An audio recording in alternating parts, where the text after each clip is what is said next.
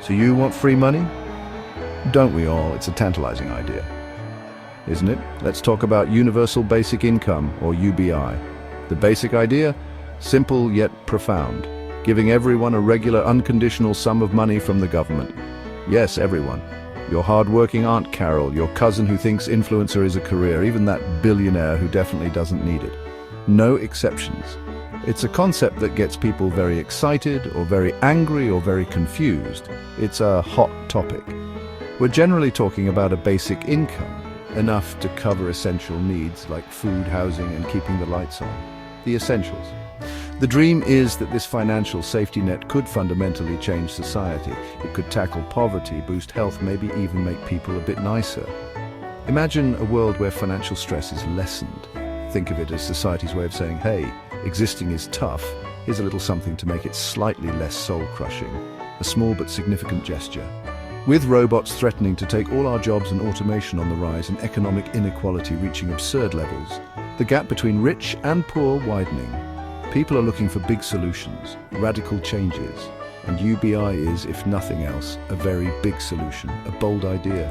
Over the next few sections, we're going to dive into this fascinating, frustrating, and potentially revolutionary idea. Buckle up, we'll look at what it is, where it's been tried, and the results. What the arguments for and against are, the pros and cons, and whether you should start planning your early retirement just yet. Stay tuned. Let's break down universal basic income. First up, universal. It means everyone gets it without exception. Every single citizen, or at least every adult resident within a given population, is included. The universality is what distinguishes it from most current welfare programs, which often have strict eligibility criteria. Next, basic.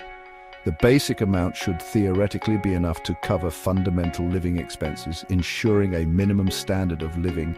Think rent, food, utilities, maybe even a basic phone plan. Then we have income. This means it's a regular payment, usually paid monthly like a salary. This regularity is important because it provides stability and predictability, which are crucial for financial planning. People can plan their finances knowing that, come what may, a certain amount of money will arrive each month, and crucially, it's usually unconditional, no work requirements, no drug tests, no strings attached.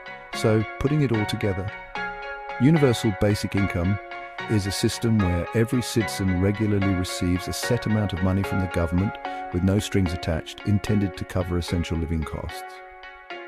It's a fundamental shift from our current systems, which often involve complex, means-tested benefits that can be difficult to navigate. UBI aims to simplify all that, providing a financial floor beneath everyone, ensuring no one falls through the cracks. It sounds simple, but the implications are anything but straightforward. It's a radical idea, and radical ideas tend to have equally radical consequences, both positive and negative.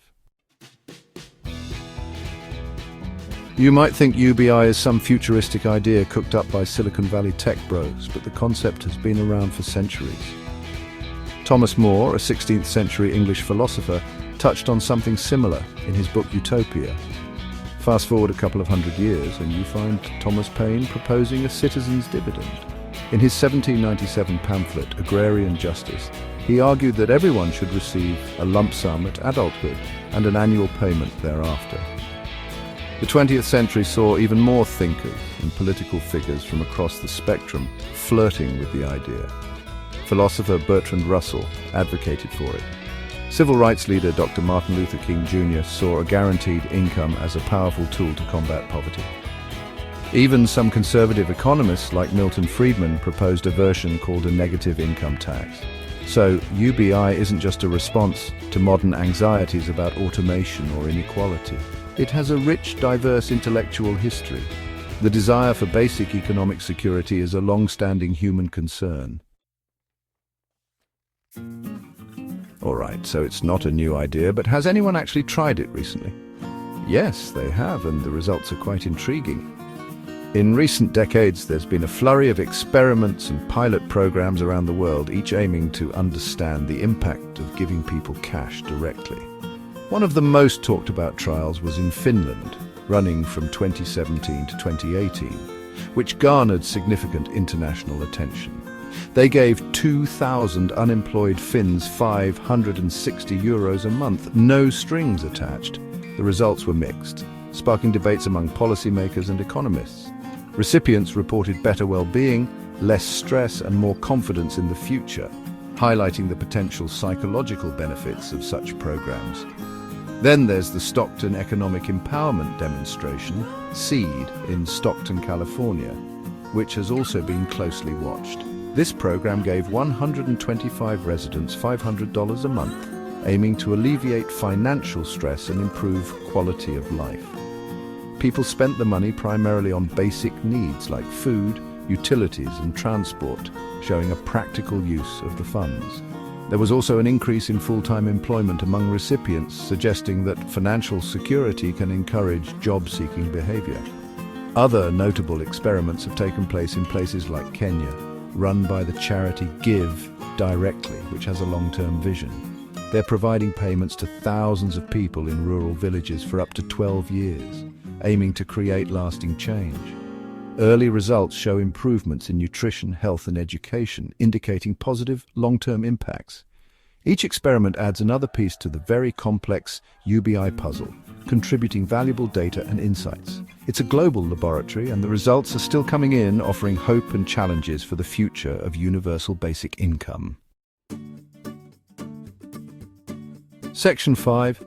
The shiny side potential perks of a universal basic income. One of the biggest arguments is poverty reduction. If everyone receives an income sufficient to cover basic needs, then, theoretically, extreme poverty could be significantly diminished. Then there's economic security and improved well-being. Imagine not having to constantly worry about how you're going to pay next month's rent or an unexpected medical bill. Another potential benefit is enhanced freedom and entrepreneurship. If your basic needs are met, you might feel more empowered to take risks. Finally, UBI could simplify the current welfare mess. Many countries have a bewildering array of targeted assistance programs. A UBI could potentially replace or streamline some of these programs, making the system fairer and more transparent. The not-so-shiny side and potential problems. The biggest concern is the cost. We're talking about giving money to everyone. How on earth does a country pay for that without bankrupting itself? Then there's the classic work incentive argument. If everyone gets free money, will people still bother to work? Critics worry that UBI could lead to a decline in labor supply. Another worry is inflation. If you suddenly inject a massive amount of cash into the economy, prices could go up. It's a genuine concern that UBI could simply be absorbed by rising costs. Finally, there's the potential for misuse of funds. While studies generally show people spend unconditional cash transfers on necessities, there's always a concern that some individuals might spend it irresponsibly. More broadly, there are philosophical objections. Some believe it's unfair to give money to those who don't work. These are deep-seated moral and ethical questions with no easy answers. It is an issue with no one-size-fits-all solution. The billion-dollar question, who's paying for all this free lunch? The cost of UBI is astronomical. If you're giving, say, $1,000 a month to every adult in a country the size of the United States, you're looking at trillions of dollars a year. One common suggestion is to overhaul the tax system. This could mean higher income taxes, especially for top earners and corporations. Some UBI proponents argue that a significant portion could be funded by redirecting money from existing welfare programs. Another avenue is to look at how new money is created. Some economists suggest that governments could directly fund UBI through sovereign money creation. The truth is, there's no single, easy answer to the funding question. Any realistic UBI proposal would likely involve a combination of these measures. Robots are coming for your job, maybe. One of the big drivers behind the recent surge in UBI interest is the looming spectre of automation. We're constantly hearing about how artificial intelligence, robots, and advanced algorithms are getting smarter and more capable. This has led to widespread anxiety that we're on the cusp of mass unemployment. In this scenario, UBI is often presented as a potential solution. If robots are doing all the work and generating immense wealth, then perhaps a portion of that wealth could be redistributed to the human population in the form of a basic income. However, the extent and speed of job displacement due to automation are still hotly debated. Some economists argue that technological advancements have always created new jobs, even as they destroyed old ones. Even if automation doesn't lead to mass unemployment, it could exacerbate income inequality. UBI could be a way to ensure that the productivity gains from automation are shared more broadly across society. Is UBI a realistic next step or a pipe dream? So, after all this talk, what are the actual chances of universal basic income becoming a widespread reality in the near future? The biggest obstacles are political and financial. The sheer cost is a massive deterrent. Convincing taxpayers to fund such a radical and expensive program would require a monumental political effort. However, there are also factors that could make UBI more feasible. Persistent poverty, rising inequality, and the potential disruption from automation are creating real social and economic pressures. The COVID-19 pandemic saw many governments implement emergency cash transfer programs, which demonstrated their potential benefits in a crisis. Ultimately, the path to UBI, if it happens at all, is likely to be gradual and varied. The conversation is evolving rapidly, and what seems politically impossible today might become mainstream tomorrow. So UBI our salvation, or a socialist catastrophe? It's an idea that's simultaneously appealingly simple and terrifyingly complex. On one hand, it promises a world with less poverty, more security, and greater individual freedom. The pilot programs often point to happier, healthier people. On the other hand, the challenges are enormous. The cost is eye-watering, and the potential impact on work incentives is a genuine concern. Implementing UBI would require a fundamental reordering of our economic and social priorities.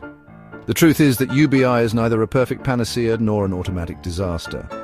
Its success or failure would depend enormously on the specifics of its design. The conversation itself is important. It forces us to ask fundamental questions about the value of work, the nature of poverty, and what we owe each other as members of society.